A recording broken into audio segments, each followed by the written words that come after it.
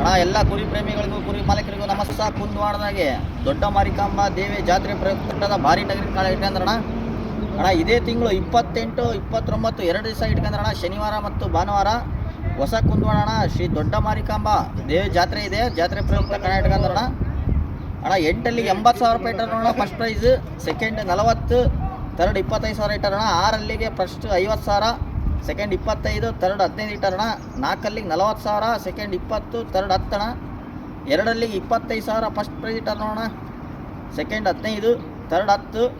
ಮರಿ ಕುರಿಗೆ 15,000 ರೂಪಾಯಿ ಇಟ್ಟಾರ ನೋಡೋಣ, ಸೆಕೆಂಡ್ 10, ಥರ್ಡ್ 5 ಅಣ್ಣ. ಮರಿ ಕುರಿಗೆ 15,000 ರೂಪಾಯಿ ಇಟ್ಟಾರಣ.